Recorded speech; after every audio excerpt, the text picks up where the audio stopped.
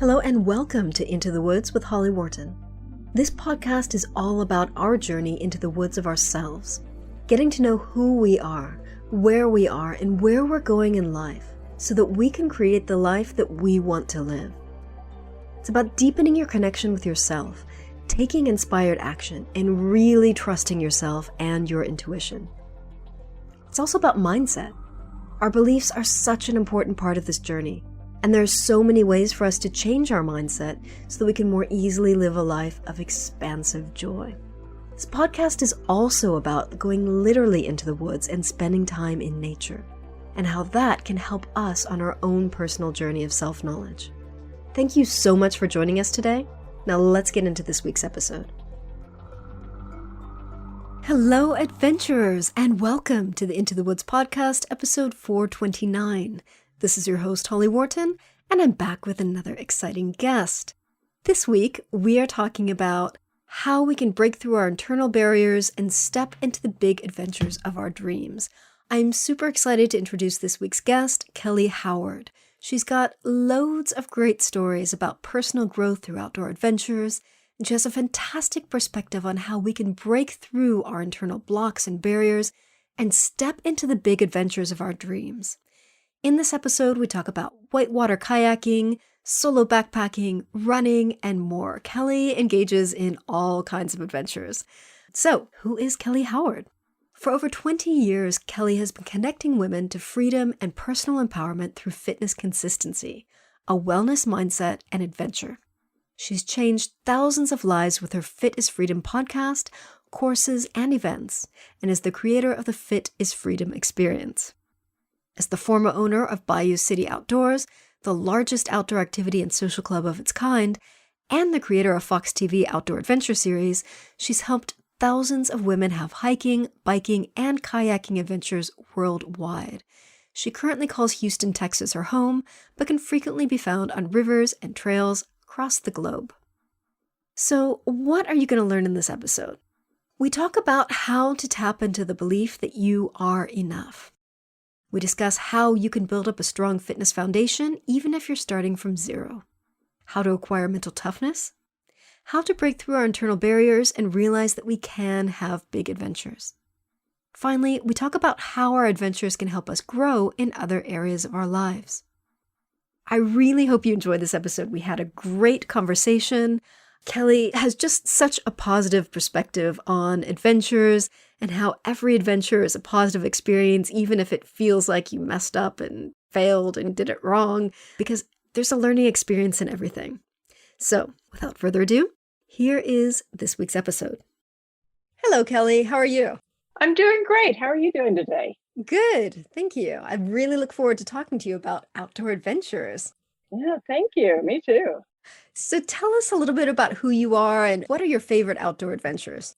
Okay. So, Kelly Howard, and I have been doing outdoor adventures with people for a long time. My previous company was all about that. And I still do it with a lot of clients. But some of my favorite ones, I love kayaking. I love whitewater kayaking. I love backpacking, hiking. Just really, if it's outside, that's me. And how did you develop such a passion for outdoor adventures? Well, the company that I used to have, I purchased, and it was an outdoor kind of like activity and social club. So what I realized was I had to be, well, this is a weird thing to say, but I had to be better than the people I was leading, right? And I didn't know squat, really. I'd done a little bit of biking, I'd done a little bit of this and that, but not much of anything. And so I got really serious and I just learned a lot because at one point I was learning to bike because I do cycle a lot and I'm in Houston, Texas, and the group in Houston that runs the city asked me to be part of their video about biking safety. And I was so excited. I was like, yes, I'm learning things. I'm in there. And really, I didn't know anything. And they ended up using me for what not to do on a bike. And so I had started from zero. So what were the things that you did wrong? I'm curious now. I'm not a Well, cyclist. okay, so it was really chilly. In Houston, it doesn't get chilly. So it's really chilly out. I have one biking jersey. So I put on my black fleece and my black stretchy pants over everything because I'm cold. And I'm riding down the road with no light, no visibility, nothing. They're Ooh. like, they take a picture and they're like, don't do this. This is what not to do. Right. I thought, well, I can only go up from here. Sounds like a good plan.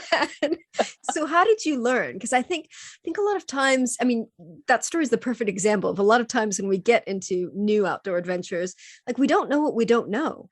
So how did Yeah. you learn what you needed to know and how did you learn those things? Okay. I do tend to be like, as I say, not as I do. I have learned most of my stuff through trial and error. Like I'll go out there and do something and then be like, well, oh, that didn't work so well. So why don't I try something different? Now it's a little bit easier because you can find more information on the web. You can find more people out there. I am someone who loves to actually use like instructors. I believe in hiring coaches for things. And I've had the luck and just sheer luck to learn from some of the best whitewater kayakers out there in the world, like Olympic gold medalists and people who own companies and things like that. And so I just really think that if you can find someone who's either what you want to be able to do or at least better than where you are right now, and just go with those people because there's so many great people out there who are doing big things and getting outdoors and whether it's how to kayak or whether it's how to get in shape to go out in the woods, doesn't matter. You just need those people and that information and then trust in yourself. Like you got to try. Yeah, absolutely. So tell me more about water kayaking. I've always been curious about whitewater rafting or kayaking, but I've never done it. Oh gosh, it's it's so much fun. I just came back from, I guess, about a 10-day trip out in the southeast of the United States. And it's something that is probably my passion. And when I look at why is it my passion, right? Like I'm like, okay, so I know how to do all these things. I get to do all these things. Like, why does it pull me so much? And the reason is that it's the hardest thing I have ever learned. I had to overcome huge amounts of fear. I could barely swim when I first started doing this. And just like the skill set, and I'm always having to play in my mind, really. Like, because there's this skill or there's this fear that sets up in me when I'm getting ready to go down a big rapid that reminds me that I have to step out of the fear and trust that I either know what I'm going to do or I'm going to figure it out. And then, of course, like the other piece of it is it's just so beautiful. All these rivers are in woods and in forests and just places that I just say it and I get chill bumps. I mean, they're just so beautiful. And I guess also, since you're traveling by water, you get to see views that you wouldn't see from a trail necessarily. Oh, yeah, absolutely. And it's fun. That's a great question or statement because a lot of times I'll go to a trail that's on a river I'm going to go and I go run or I go hike or whatever it is. So I get to see that area from the land and the trees and the dirt and all of those things. And then you're in the water and you're seeing it from that different view. And it's just a new way of looking at things. Yeah, it's a whole different perspective, I imagine. It is. It is. And is Yeah. whitewater kayaking, are you alone in the kayak or do you have someone else with you? Is this a solo activity? How does this work? It's a solo activity with friends. Like, it's kind of a written rule. You never go out without buddies, typically two other people at least. But you're in your boat on loan, and then you're in a boat with a skirt on it, right? So the skirt attaches you to the boat so that when you flip over, the boat stays dry when you roll back up. Right. So yeah, but it is a solo. Now, it sounds like the kayak flipping over in like a sea. Like I used to do sea kayaking, but there's no obstacles underneath the water really because it's deep enough. So when you said you're attached to the kayak and it flips under, the first thought that came into my head was knocking your head on the rocks underneath. Is that a possibility? Oh, yeah. I'm guessing you wear a helmet. You wear a helmet. Absolutely. Oh, that's terrifying. So what have you learned about yourself through your kayaking and your other adventures? I've learned that I can do things I didn't think I could do. Yeah. And I've learned that actually age is less of an obstacle than I thought. Like Mm. I remember very, very specifically years ago, I would say that, I don't know, I'm going to have to guess what it was, maybe 20 years ago, I had read this article about whitewater kayak. And I said to my partner, I was like, wow, I was younger. I would so want to do this. That was 20 plus years ago. Wow. So between then and now, I've gained a lot of years. And at the same time, I've also gotten the opportunity to like learn these things. So that's one of, I would say, the biggest obstacles I see people have is they worry that they're too old to start something. Yep. And they worry that it's dangerous. They worry that I don't think I can do this because I'm not brave enough, whatever it Yeah. is. I mean, Yeah. and it doesn't matter what it is. Like I have one of my clients who she's rented a little cabin in the woods by herself for this coming week. And she's like, I don't know if I should do this. I'm like, of course you should do this. Why would you Go not want to do the that? safest place, right? Like it's the safest place you're gonna go. You'll be fine. You live in Houston. Trust me. Yeah, I think that's really important what you said about age, because the same thing happened to me last year. My husband and I started watching all these videos about ultramarathon runners. Like all these people were in their 30s. And I remember watching it and thinking, oh, if only I could do that, but I'm too old. Oh I'm in my wow. late 40s. And then someone in this video was talking about this ultramarathon runner who was younger. He was about in his early 20s at the time that this video was made. And this guy said, that's really weird that he's so good and he's so young, because most ultra runners are in their 40s and 50s. And I'm getting chills as I say this to you, because the second this guy said that, I was like, what? So you mean this Yep. is possible? And so I started training and I started running. And this year I did my first 100K. So Oh, good for you. Good for you. if I hadn't heard that, I would have been stuck in, oh, I'm 48 years old. I'm too old for this.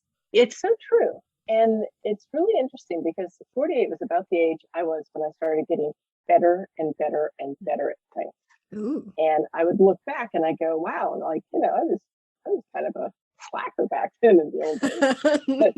But the reality is, and I see this a lot with my, is that as you gain age, whatever age is you, as Yeah. you gain it, it's like we learn how to work with our bodies Mm, better. It's yeah. like our bodies can do things. Like when I go long distance road riding, the people that are the best ones out there are the guys and gals in their 60s plus, Ooh. 60s, 70s. Like they can just get on that bike and ride 200 miles. And I'm like, wow, you guys are goddesses. But it's really amazing because I don't know. I mean, I'm so glad to hear that that happened for you because it's true. Like Mm. our bodies are built to just go. They are.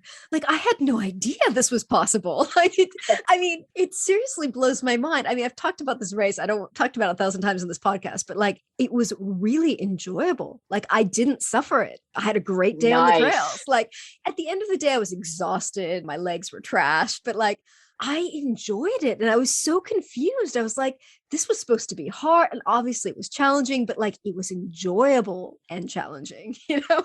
Yeah, well, why not, right? Yeah. We're doing all the things that we should be doing. Yes. I mean, our bodies are designed to move, and yet we've created these lifestyles where we're just sitting behind a desk and not Mm, moving. exactly. No, it's true. In fact, actually, I have my first 25K coming up this weekend. And there were a series of things that came up that kind of stopped me from training. And last night, I had all these nightmares about what was going to happen to me. And I woke up this morning and I thought, how silly.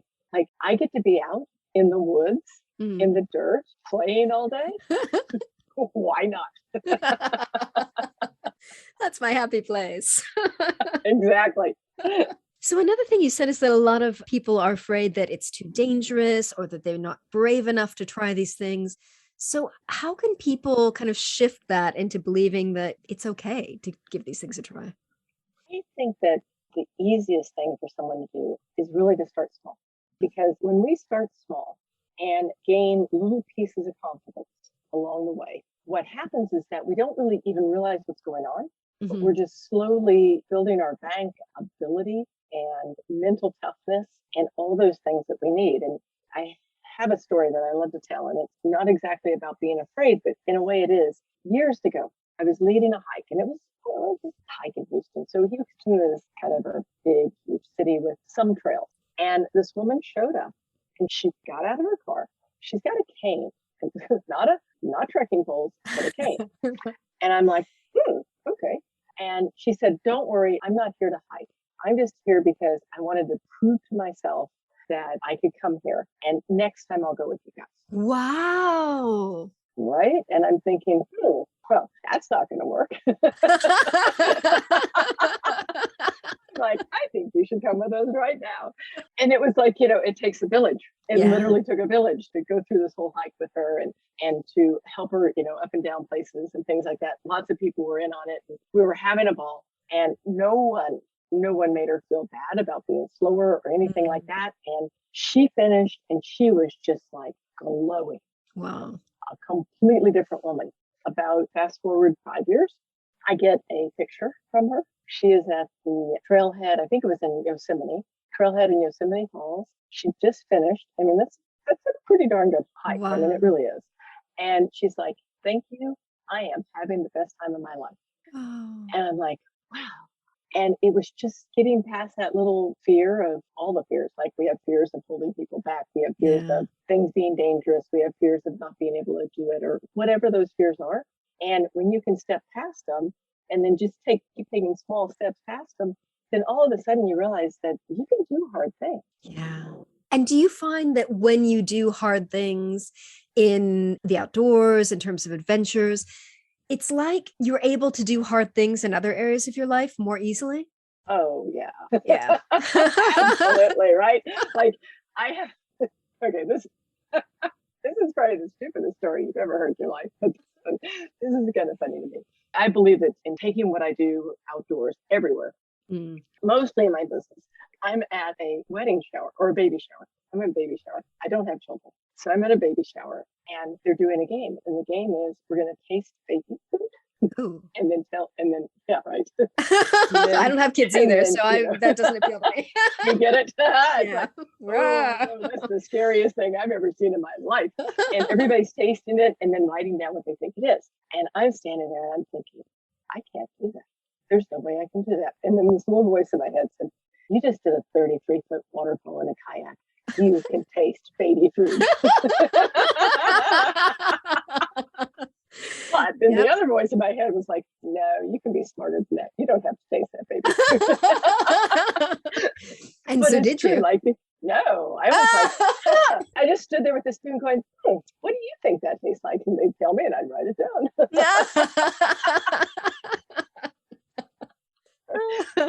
I mean, that's kind of a silly story, but yeah, I can take it like whenever I'm getting ready to be on a stage with 1,000 people out in front of me, I'll be like, oh, butterflies.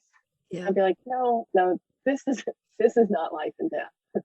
Life and death is a rapid. So just get out there and talk, right? And it's not like what I do is death-defying. I don't run Class 5 rivers, but it's just that whole thing. Or I can go backpacking by myself. If I can do that, you can get out on a stage and talk. Or you can run a company, or you can ask for a raise, whatever it is, you can pull. I guess that's the way to say it, is you can pull on that. Yes. All that background you have. Yeah, absolutely. Like you, go run 100K, right? Well, and that was the first thing I remember, waking up the morning after the 100K and thinking, I just ran 100K. Like, if I could do that, like, what else can I do? Whoa. It just completely changed my perspective of what's possible for me in life. Isn't that something? It's so true, though, because when you realize that you're doing hard things, then you can just take it everywhere. Yes. All across your life.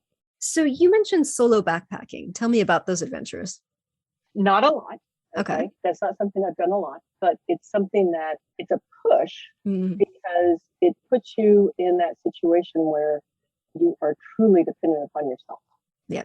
I mean, there's nowhere else that you can turn. And I like that. I mean, I like that. It's just something that makes you realize that maybe I grew up with you can go do things, but that looks dangerous. Don't cross the street without your mom kind of thing. Yeah. And there's a whole different world out there when you're dependent upon yourself 100%. And I do like that part of it. So are these overnight trips that you do? Yes. See, I go hiking on my own. I go running on my own. I spend long hours in the woods on my own, but I still haven't gotten up the courage to spend a night wild camping on my own. I've just got to do it. Monsters under the bed. See, it's more people that I'm afraid of. Not. Oh yeah. No, it's true. It is true, right? And the thing is that like in the woods, once in a million, there's something that happens. Yeah. But generally, all the people in the woods are the people you want to meet. Yeah. They really are. They might look a little different or something else, but they're people that are just out there and just doing the things. And they're always so interesting. Yeah. And And you usually don't even see anyone. yeah, I know. That's a good point. Yeah, I think I just need to take the leap and do it because I've been talking about doing this for ages. And I Oh, still have. shoot. Yeah, I know. I like what you said about when you're doing your solo backpacking adventures that you are truly dependent on yourself. I think that when we put ourselves in those situations, it really helps with our sense of self-trust in other areas of our lives as well. Oh, that's a good point. It's true. Because, like, if you think about it in general, like as a human being, we do tend to, like, sometimes check with other people. Is this a Yeah. good idea? Is that a good idea? Yeah. But when you feel, call it 80% confident, because you're Yeah. probably never going to be 100% confident. But when you feel 80% confident and there's no one to ask, then you just have to do what you think is going to work. Yeah. And I think making those decisions without asking anyone, should I do this? Should I do it like this? Should I do it like that? That just gives you more confidence in making decisions in the future and in other areas of your life. It does. And I actually am full of stories today, but I just came back from this trip and I hadn't been on this one river in a long time. It's a bigger river than I usually run. And so the first couple of days, I was following lines of friends. I'd watch their line on that raft and I'd be like, okay. So then they were all in a raft and I was on my own. And I went, I don't remember this rapid. Well, Ooh. I'm just going to have to pick my own line, right?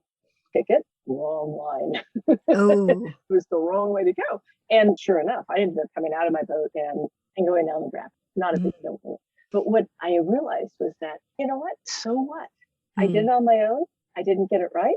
Next time, I'm going to get it right. And right. So I was 100% dependent upon myself in that situation instead of kind of like hanging back and waiting for someone else to go first. And it was good. It was good. I learned a little lesson, learned where not to go. And then next time it's like, okay, just don't do that next time. Yeah, exactly. I love that. So there's a quote on your website that I copied into my notes because I really, really liked it. I wanted to explore it a little bit with you.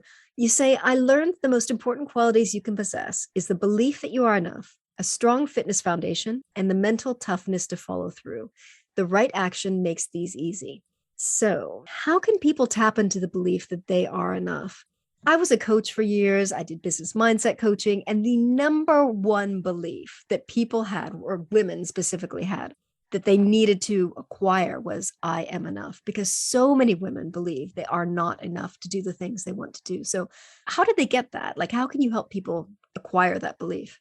Personally, I think that the only way you can get that belief is by trying. Hmm. We can think our way. In fact, I read a book just recently called I Am Enough. This is the name of the book. Right? Get straight to the point. And I was like, okay, yeah, that was interesting. It was all in the head. The whole book was. And it was a good book. It was a good book. But at the end, I was thinking, when you actually take a small step, take a small action, and it either works out or else it doesn't work out and you realize that that wasn't the right way to do it, right? Wrong line, don't go there again. Then, and you just keep taking those small steps, whatever they are. You eventually one day wake up realizing that and do something that you didn't know you could do. Yeah. For me, I'm a planner. Like, Yes. people knew me. If you know me, you'd think that I was just kind of like, this free spirit running through the woods, right? No, I am a planner. So for me, it's having that plan for the steps, whatever it is. I plan my small steps. I plan what the week's going to do. I plan how I'm going to get from here to there. But then the next piece is take the action.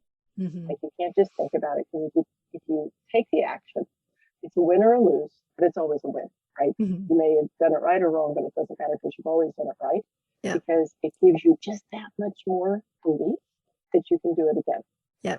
And probably you've learned something. So if you did it wrong, in air quotes, like you've still learned something from the experience. So it's still a win. Learn. Yeah, it's always a win. Like, even when people tell me like, oh my gosh, I went on that hike and I was exhausted and I didn't have enough water and I got off the trail and I'm blown up. I'm like, yeah, but wow. Next time you're going to take your water and pay attention to the blazes on the trees and, turn it around, because everything we do, we can turn around. Absolutely. One way or the other. Mm-hmm. So the next part of your equation there is building up a strong fitness foundation. So obviously that's going to be kind of different depending on what sport you participate in, but how can people work on building up that strong fitness foundation? Are there any kind of elements that work Yeah, across all sports? there are. There are. I mean, actually, most things work across all sports if you think about it, but it depends on where someone's starting. Yeah. So if someone's going to get a strong fitness foundation, they're starting from zero, Yeah. right? That's going to be completely different than someone starting from you running 100K. Like, Yeah. different animal, same actions though. So first is the plan. I like people to have a 4-week plan. Week 1 is kind of an easy week. 2 is a step up week. 3 is a harder week. 4 is a rest week. So you're always like building. So when you come back after your rest week, you're never going to start back on the number 1 easy week that you had. You're probably going to start on number 2. And so you're always building up. You think about it. It's like creating a ladder. Yep. And it's creating a ladder of whatever the fitness is that you need. A lot of times what happens, I guess there's 2 pieces to it. One piece is that consistency is crucial. Yes. Like crucial. She says to you as she realizes yesterday that I hadn't been training properly for this race I've got coming, right? But I know how crucial the consistency is. And then I also know that there's a piece there where you have to be willing to do, even whether it's small or large things each day, but you need to be able to take action each day. Mm-hmm. Because a lot of times, if you think about it, like a lot of us are what we would call weekend warriors or weekend woodies or whatever you want to call it, where you sit behind the desk all week and then you go out on the weekend and you just like, go for it. You're going to train right? Done work. Like our bodies can't do that, especially, after probably 30 is, about that stage. So you have to be willing to carve out little pieces of time. Mm-hmm. And if you can carve out 30 minutes a day, whatever the training is to do, then in a month, you're going to be automatically carving out an hour a day. Yeah. Because it builds on itself, right? Like you're now, instead of, I need to train for this, you're now like, I want to train for this. Yeah. Big difference, huge difference. And then the other piece to it, and this may be jumping ahead, but when you have an adventure to train for, mm-hmm. whatever it is, you have an adventure to train for a big run or a big hike or whatever, you've got that thing in your mind, then you don't have to have a driving force. It's a pulling force, right? It pulls you toward what you need and what you want to do. So it's just easier. It's just so much easier to train. You know you're going to go do Yosemite Falls hike in 4 months, then by gosh, you better start in 4 months instead of 1 month. Yes. Right? Yeah. And the other piece is that if you don't start and you go do it, then it's going to hurt. But you're going to also know, you know what? Next time I start sooner. Yep. Right? That's another lesson. Yeah. It's always a learning opportunity. It is. That's life, right? You just got to have the right attitude. So how can people find or acquire the mental toughness to follow through with these things, these adventures? I think the easiest place to start is to have a couple of accountability buddies. Okay. And I always say that you want to have at least 2, because otherwise there's just 2 of you. It's not going to work when someone says, hey, let's go grab a glass of wine instead of doing a run tonight. Don't have your best friend or your partner as your accountability buddy. Oh. Those are not the right people. Huh. Because those are the people that are going to let you off the hook. Right? Well, not my husband, but maybe someone else. Okay. Well, we just signed up for our first 100-miler together next year. And he's like, awesome. We need to be very clear about how you're going to be training, because I put in the miles, but I need to make sure you're going to put in the miles. So we're going to do this together. I love it. Yes, he's a good kick in the butt. I mean, that's good. It is good. And not all partners, like a lot of my clients, their partner is the one who's going to say, why don't we grab a pizza and watch Netflix tonight instead of. So I'm so having that accountability buddy, I think, is helpful. Yeah. But the most crucial thing is that you have to learn to be accountable to yourself. Like that really is the number one thing. And that's where I think it's a leap. There's a leap between having the training or having the buddy or having that to leaping over to the other side. That other side is I'm the one who's responsible and I'm the one who's accountable to myself. And sometimes, like yesterday, one of our group calls, we were talking about, I guess it was accountability. I think we were using a different word, but basically accountability. And everybody was talking about was how, they were having trouble staying consistent. Mm. And one of my favorite quotes, and I don't even know who said it, is that 100%, let me get it correct real quick. I guess the 100% consistency is easy. 99% is a bitch. And it's right. I mean, if you think about it, it's because when you are 100% committed to something, then it's just a done deal, right? Yeah. That's what you're going to do. But when you're almost committed, but not 100%, then you're always looking to negotiate with yourself. And when you're negotiating with yourself, you're going to lose. Yeah. Right? You know all your own moves. Yeah. You know it's going to work. So I think that mental toughness really comes from when you can make that jump from using your friends and your accountability buddies to help you.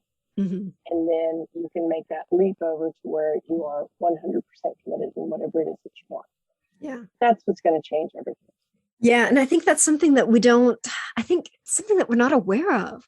When I think about the races that I've signed up for this year that I've already done, the ones I've got next year, like I've been committed to that. Right. But I think a lot of times people aren't aware of just how committed or not committed they are when they set goals or sign up for events. And I think that makes a huge difference. Oh, yeah. I mean, it really does. 100%. In fact, really, like I know myself this coming weekend when I had this 25K, I wasn't 100% committed. I really wasn't. I knew I was going to do it. Yeah. But I also know that I have this really bad thing that goes through my head sometimes. It's like, well, how bad can it hurt? Well, it can hurt really bad. It can. And so it'll be another good lesson for me because in the next one, I won't skate in thinking I've got all the foundation I need. I'm still learning at times too. I catch myself doing things. And I think that's really important, is to be aware of every time I do a race or every time I do like in a big event on my own, I sit down and I journal the next morning, like what went well, what did I do right, what could I do better the next time? And I just really try to break it down and get into the details so that I can learn from each experience. Oh, that is the smartest thing. And you know what? It's one of those things that almost no one does. It's so funny too, because I always tell my crowd, like just track. Yeah. Right? When you do something, track it. How'd you otherwise feel? You're going to forget. What'd you do? Yeah. Right? You're not going to remember. I mean, we tend to kind of gloss over things in our heads. Yeah. And things run together and we forget. But if you can sit down and say, wow, I just did this 20-mile hike and it was hard. And this is what I did right. And this is what I did wrong. And this is what the weather was like. And this is, I mean, like everything, like really dig deep. Yeah. This is what I use for electrolytes. This is what I use for hydration. Yep. Like just dig in there. Yep. Then the next time around, life is going to be a whole lot different. Absolutely. Now that I'm saying this to you, I think I want to make kind of like checklist things to include. Yeah. Because there's so many things like food, like what did I eat at the beginning? What did I eat at the end? I remember at like the 80K mark, I ate a banana and the banana like stayed with me for the next 10K. Oh, it was just really not feeling good. And so I remember writing down, do not eat bananas late in the race. So yeah, it's all these little details. And I think now that I'm saying this, I'm definitely going to make a checklist so that I make sure that I have kind of like a tick box of all the different things to journal about. Just because there's so many details that can make or break a race or an event, or just can make it harder or make it easier if you've got that information. It does. I mean, even like what the weather was, and how hot was it, how cold was it, new shoes, old shoes. Yes. I talked to a client yesterday and she's like, I don't know what happened to me this weekend. I was so slow and I was so sad, and kind of like chewing on herself. So we kind of went back over her week. Well, she just started this challenge where she's doing 100 squats a day. Like, give me a break, right? That's what I said. Yeah. Why did you do that? But, what is the purpose of this? Yeah, right? She's exhausted. Like her legs are they're like legs of steel. Yeah.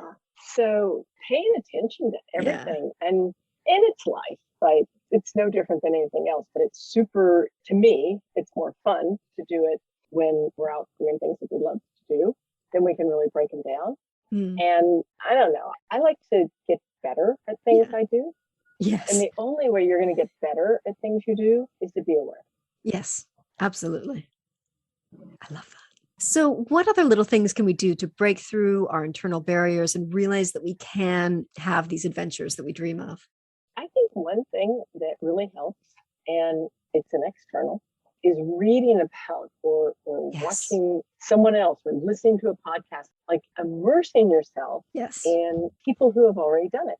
Yes. Because then you're like, oh, well, if she can do it, Mm. then why can't I? Or if that Yeah. 100-year-old woman just hiked that, like, I just read about this the other day. I'm like, Oh, whoa, yeah. She's wow. like, she was 100 years old. She's still a park ranger doing Oh, big hikes. And like, wow, wow.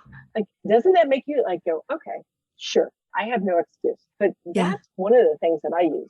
And I use this in business, and I use it in life, and I use it in sports and everything. And then another piece is to like go back to what you were talking about, where looking at what wasn't working Hmm. and or what worked, what didn't work, and then pick out a piece and learn something about it. Yeah. Right? I mean, just those little things. It's always little nuances in life. It's the very small roots that trip you on the trail. The invisible The ones. ones you aren't looking at. I think that's so true. And I really like what you said about learning from other people. And I think I never would have gotten to this point with my running if we hadn't started watching so many videos of other people running. And it was like I fed my brain with so many examples of other people running long distances that it became like normal to me. Like Yeah, it was like, that's just a thing that people do. And so then it became normal for me as well. you're right. I mean, it does come normal. And I remember a long time ago, the first time I saw some, like it was a running magazine, and they Mm. had race results, and it said 100 miles. I'm like, Mm. 100 What? miles? People can't run 100 miles. It was just so far out of my, Yeah. like, I mean, it wasn't real. But then you start seeing that people are doing it, you're immersing yourself, like you said, you're watching other people and you're reading the stories, and you're just like, all of a sudden, you're making it normal, right? And when something's normal, it's not like 100 miles, who can do that? It's like, oh, yeah, I know all these people that run 100 miles now. Then it becomes a thing. Yeah. Yeah. It normalizes it. Mm-hmm. It really does. What kind of impact can this have on our lives for us to start breaking through these barriers and shifting our mindset and having these adventures? Well, The ask sky's the me that, limit. right? Yeah. It's everything, right? It's Yeah. everything. To me, I love business. I love being in business, something that I enjoy. And I know that any adventure out there that I do is going to push me so much further than working for myself ever could. Like it's doing these things. Well, I mean, for me, and I probably am preaching to the choir right now, but it's like making life worth living, right? Yeah. Everything gets brighter Yep. when you have things to look forward to, when you have adventures, when you push yourself, and then you actually not just push yourself and learn something, but you push yourself and you excel. Like Yeah. it makes life bigger. Yeah. It does. How exciting. Yeah, right? I want to go plan another adventure. I know it. It really just kind of lights up my soul. So I do a lot of kind of long distance trails. I say that with air quotes because here in England, our long distance trails are like 100 miles. But That's a long trail. it is. It is. There's a coast to coast trail that's about 200 miles that it's kind of the most popular trail. I've never done it. And a couple of friends invited me to go do it with them next year. And we're going to go wild camping and just backpack across this trail. And, I have so many like limiting beliefs coming up because these friends are two men and a woman. And I'm like, how am I going to keep up with the guys? And like, all this limiting crap in my head. But at the same time, like, I'm so excited. I've like bought the guidebook and I've been watching videos and making notes. And it's just lights up my soul to be planning that next adventure. Oh, and I've heard of the Coast to Coast. Mm, And yeah, I've heard it's brilliant actually. yeah. But it's also interesting is that I think sometimes we just assume that the guys might be better at things than we Yeah. are. Yeah. And that's not necessarily so. And it's always one of those things where everyone ends up helping each other. Yeah. Right? Yeah. One day someone has a bad day on the trail is kind of Yeah. the most days, but right. And then someone else is there for them, and then it just switches around. Yeah. And Yeah, good for you for doing that. That I have heard really great things about that trip. Well, I'm really excited to it as well because when I do these trails, I usually do them alone. So this is going to be the first time that I do it with other people. And I'm aware that has its own benefits and challenges, but I'm excited to that aspect of the adventure as well, of sharing the experience with someone else. Oh yeah. Oh yeah. That's gonna be fun. And it'll be Yes. great training for that 100-mile race. Yes, it will. I have really found that as I was training to run my 100K, I was also walking longer distances as well. So I do like a 50K hike at a day or a 55K, and that's more hours on your feet. And I found that that really, really helped my running. Oh yeah.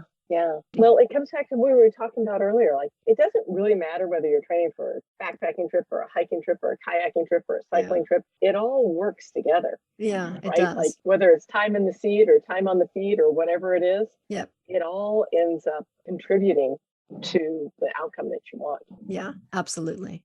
And I think going back to what we were talking about earlier about how to build a strong fitness foundation, I think it's really important that you said that it's possible to start from zero because you can start from zero and build up to whatever you want. Like you don't have to already have a foundation before you can start thinking about these things. You know, sometimes it helps to No, have that big goal so that you can get started from zero.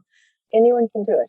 I mean, Yeah. there's always some sort of limitations, but like my friend with the cane, right? Mhm. And then actually, this last summer, I have a small group of women that I work with pretty close. And I don't know, wild hair. I was like, why don't we go hike North Carolina, which is like with the Appalachian Trail and Mm. Bertram and some of that stuff, right? And they were all excited and they were all terrified. Like none of them had ever, I guess one of them had done a longer hike, but none of them had ever really done it. Yeah. And the reality was that we had, I don't know, 4 months, I think was about what it took. And everyone did so well. Nice. And this happened to be a group of women who was probably 56 to 63, something like that. Mm. So it wasn't like we weren't like a bunch of little spring chickens running around, but everyone did those hard hikes. Everyone did it. And in the end, everyone was just like, we are rock stars. Nice. And it just changed it, right? It just changes Yeah. everything. Changes your thought process about what you can do next. Yeah, absolutely. Oh, I love all your stories. You're such Oh, like a basket full of good stories. I have a few. Well, but I think that's really useful to have, stories about your experiences and other people's experiences because that's how we learn. Yeah, it It is. is. And it comes back to like you watching all the people running, Yeah. 100 miles and stuff. You're like, oh, okay, well, there's a thing. And I just sent a book to a friend of mine. She's in mid 60s, maybe. I think that I might be ready to stop. It's Oh. time for me to stop doing all these things. And I'm like, what? Where did you get that idea? And this book was all about like, this is athletes who are 60 to 100 Yeah. doing these crazy things. And Oh. so I sent her this book and I'm like, here, read this and don't ever use the word stop again. Oh. And she's like, got it, got it. But it's like, that's how you're right. I mean, we are, as a human species, like, we learn from story. Yeah. And so when you can see all these other people doing things and you find people and you have, stories of people doing things, it becomes real. Yeah. Otherwise, it goes back to that, 100 miles, who would run 100 miles? That's not a real Yeah. thing. And then Yeah. all of a sudden it is a real thing. Yeah. So what's this book called? Mm. Oh, I am not sure. Okay. Yeah, I don't remember. I'm sorry. I That's got through okay. books so quick. That's But okay. That's yeah, okay. I will drop it to you and you can throw it in the show notes if you want. Yes, Because it was please. Yeah, I would love to. Because I think, like I said, it's so useful to learn from other people's stories. And, even though I'm doing new things now at the age of 48, there is that still, that part of my head that goes, oh, well, who knows how long this is going to last? So rather than being like, I'm building up fitness for the future, that crappy part of my head is like, enjoy it while you can. It's so true, Holly. I mean, I don't care. Like, there is that point there where we start thinking that. And it probably is somewhere like, I don't know, I have clients in their 40s, early 40s thinking that. I'm like, what? Excuse me. Yeah. But I think we always have that. And then you have to just, I don't know. I guess something I could say to anyone thinking that is that at 48, when I started getting more and more and more active, I was in more and more and more injured and pain than I had ever been. Like all the things. And now I don't have that. Ooh. Because I've learned, yeah, right? I've learned what works, what doesn't work, Yep. how to fix things. And, you just learn stuff. And so all of a sudden, there was a point there where I was thinking, oh gosh, I'm quite crippled. I won't be able to do anything in 5 years. To thinking, well, the more you learn, the more you know. Yeah. And I'll be able to do it forever. Nice. Love that. So Kelly, where can people find you online and learn more about what you do? The easiest place is the website, which is simply isfreedom.com. I love that. Yeah. And I think that for me, that's everything. Like freedom is one of my driving goals Yep. or values. And if you can stay fit, and fit's different for everybody, but if you Yeah. can stay fit, then you have true freedom in your life to do Yeah. everything you want to do. Yeah. My husband always says that every time he goes to the gym or every time he goes out for a run, that's like kind of putting money, or not money, but like energy in the bank for his healthy future. It is. That's such Yeah. a great way of looking at it. I Yeah. mean, it's just like putting a deposit in. Yeah, exactly. Deposit. Yep. Kelly, it was such a pleasure to speak with you today. I could go on forever, but I'm mindful of time. Thank you so much for joining us today and sharing all of your basket of stories. Oh, thank you. This was so much fun. I love to get to talk about all this. Thank you. Thank you.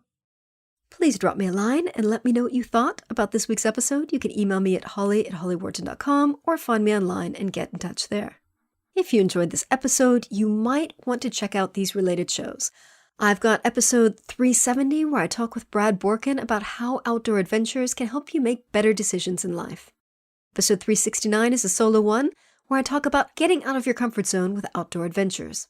367 is me talking about finding yourself through solo travel and outdoor adventures. 364, I talk about personal growth through outdoor adventure. And finally, episode 343, I talk about what to do when you feel like you're not good enough, which is applicable to all kinds of situations. So, hope you found this interesting and useful. Thank you so much for listening. If you enjoyed this episode, please leave a quick review on Apple Podcasts or wherever you listen to podcasts. Next week, I will be back with another guest. And remember to visit hollywharton.com/429 for the show notes on this episode. In the meantime, happy trails. Thanks so much for listening to Into the Woods with Holly Wharton. You can find more information about today's episode, including links for topics that were discussed, at hollywharton.com. That's HOLLYWORTON.com. If you'd like to connect with other listeners and get support on your journey, I would love for you to join my private community on Patreon. That's patreon.com/Holly Wharton. That's patreon.com/Holly Wharton. Thank you so much for listening, and I look forward to seeing you next week.